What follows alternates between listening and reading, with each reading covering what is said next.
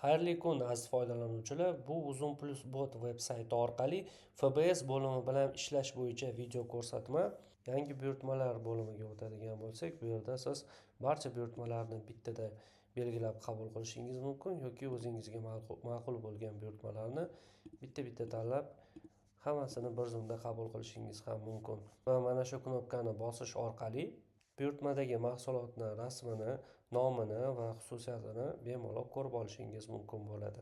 Yangi buyurtmalar bo'limidan o'tgandan so'ng yig'ishdagi buyurtmalar bo'limiga o'tamiz. Yig'ilishdagi buyurtmalarni ham biz barcha buyurtmalarga bittada etiketka, QR kod va nakladnoylarni chiqarib olishingiz mumkin bo'ladi yoki tanlashingiz mumkin. Misol uchun biz hozir 3 ta buyurtmaga etiketka tanlab chiqarishimiz mumkin bo'ladi. 3 tasini tanlagandan so'ng mana bu yerda tanlangan bo'limiga o'tishimiz kerak bo'ladi. Bu yerda siz chop etish knopkasini bossangiz, yuk xatini ham chop etsangiz bo'ladi, yorliqlarni ham chop etsangiz bo'ladi. Yuk xati nega bu yerda hozir chiqmayapti? Chunki bu do'konlar har xilligi uchun buyurtmadagi do'konlar bir xil bo'lsagina faqat o'shanda yuk xatini chiqarishingiz mumkin. Bu uzumni qoidalaridan biri.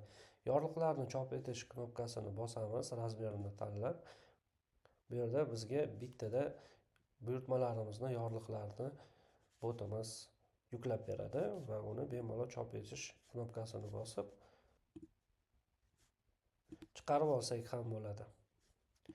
Bundan keyin yorliqlarni chiqarganimizdan so'ng yorliqlar chop etilgan degan ikonka chiqadi. Bu sellerni adashib ketmasligi uchun biz qilib qo'yganmiz. Misol uchun barchasi joyiga qaytadigan bo'lsak, bu yerda biz tanlagan yorliqlar chop etilganligi haqida bizga ma'lumot kelib tushadi. Bu juda ham qulay bo'ladi seller uchun. Endi qaytib tanlangan bo'limiga o'tadigan bo'lsak, tanlangan bo'limida bu yerda QR kodni ham chop etishimiz mumkin bo'ladi. Bu yerda mahsulotlar haqida barcha ma'lumotlar chiqadi va chop etish knopkasini bosib, printer va o'lchamlarni tanlaymiz. Misol uchun mana bu o'lchamni tanlaymiz printer bilan va bizga mahsulotlarimizni QR kodlarini chiqarib beradi. Keyingi etap endi bularga yuk xatini chop etish. Yuk xatini chop etish hozir mumkin emas, chunki buyurtmalar har xil do'konlardan tushgan. Bularni faqat bitta do'konga mansub bo'lgan buyurtmalar orqali chiqarishimiz mumkin bo'ladi.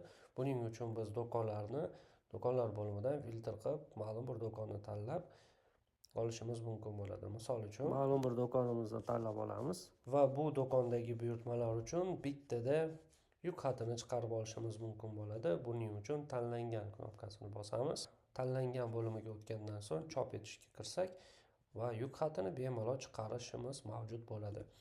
Uni bosamiz. Ko'rib turganingizdek, bizga yuk xatini tayyor qilib chiqarib berishdi. Bu yerda biz uni saqlab qo'yishimiz mumkin yoki chop etishimiz ham mumkin bo'ladi.